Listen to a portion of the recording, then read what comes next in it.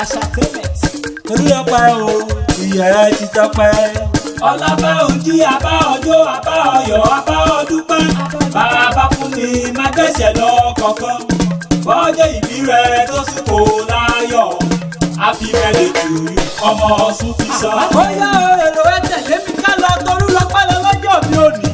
Ó yẹ jáde lé ọmọ ire ọmọ alálùbáríkà ọmọ ni. Ọmọ ìdùnnú tá a fi tọrọ ọmọ lọ́wọ́ Elédùà. Bàbá fún mi lèmi kí òní lọ́jọ́ bí rẹ̀ òní ti yẹ ọ́nà o.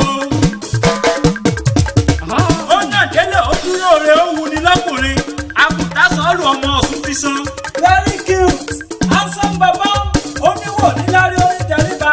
Ọkọ pàtàkì ló jẹ́ is one of the best students at Ogbeti University in England, United Kingdom. He finished his first degree in aerospace engineering, still studying for his second degree, masters in international business management. Ọmọ aláyọ̀ tí fojoojúmọ́ yọ̀, ó fẹ́ràn ijó jíjó, ọlọ́jọ́ ìbí ṣèbọ́mọ Jésù níwọ̀, ó yá máa jó làkúkú lálà kó máa tẹ̀sùn mọ́lẹ̀. Ọlábàájú okú oríire ọdún ọjọ́ ìbí tòní. Bàbá rẹ̀ yeye rẹ̀ àtàbúrò rẹ̀ ló rán mi wá. Bàbá Fẹ́mi Ọ̀ṣun fi san, Yọ̀bẹ̀ Kúlíà padà, Oyè Tutù Ọlásùnkànmí àyà Ọ̀ṣun fi san, your ever irreplaceable mother, also your lovely younger sister. Bàbá fẹ́ràn mi orin ọ̀fẹ́ ọmọ Ọ̀ṣun fi san, gbogbo wọn pátá ni wọ́n ní kí ọ dáadáa. They all said, we are very enlightened today to see you top +1 today.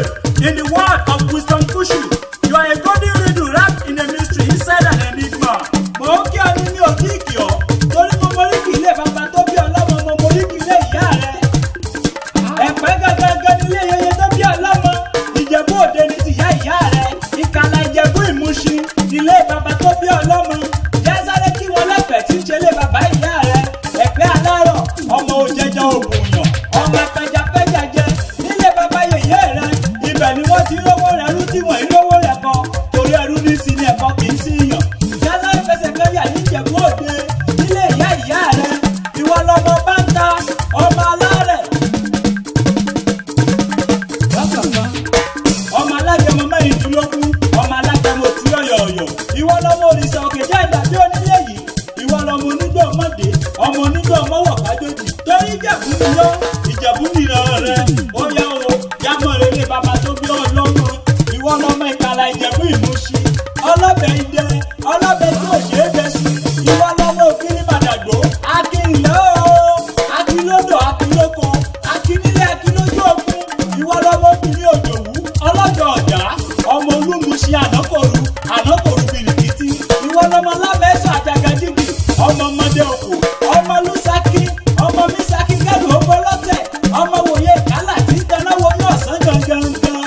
Ọmọ Ìpépé Ilé Àrò, ọmọ Ajígbèjé ṣeré. I wish you long life and prosperity. Ó sọ fún èyí lọ́rùn ó tẹ̀lé ìsìn láṣẹ Elédùmarè ọba àti ètùmọ̀. Orí ẹjẹ́ kó dàgbà lájọ, orí ẹjẹ́ kó pẹ́ láyé, orí ẹjẹ́ kó sọmọ fáwọn òbí rẹ̀. Àmì àṣẹ. Lájọ Ọlọ́run ọba, òní bá wọn rí kúwe, òní bá wọn tẹ́jú ilẹ̀ mọ́lẹ̀. Ó sọ fún èyí, wàá ṣẹ̀mí ìsìn. Lágbára Elédùmarè ọba mi. Bó o bá ti lọ rè ló mọ̀ bọ̀ ọ́lẹ̀. Àyúlọ̀ àyúbọ̀ lọ́wọ́ ń lẹ́nu. Àyípẹ́rẹ́ ìgbónúgbó fẹ́ mọ̀ pẹ̀ láyé. Àyípẹ́rẹ́ kàlàmọ̀dò kó mọ̀ lẹ́gbẹ̀rún ọdún láyé. Ó sọdún yìí torí ìjọdún ọdún kan ni. I wish you long life and prosperity. Happy birthday o. Ọlábá òjì àbá ọjọ́ àbá ọyọ̀ àbá ọdúpẹ́. Bàbá fún mi má gbẹ̀sẹ̀ lọ kọ̀ọ̀kan. Bọ́jọ́ ìbí rẹ̀ tó tún kò láyọ̀. Happy birthday to you, ọmọ Ọ̀ṣun fi san. Thank you for watching our video and follow us on Instagram, Twitter and Facebook at Apata Ewi. Please don't forget to subscribe to our YouTube channel for more videos. We love you.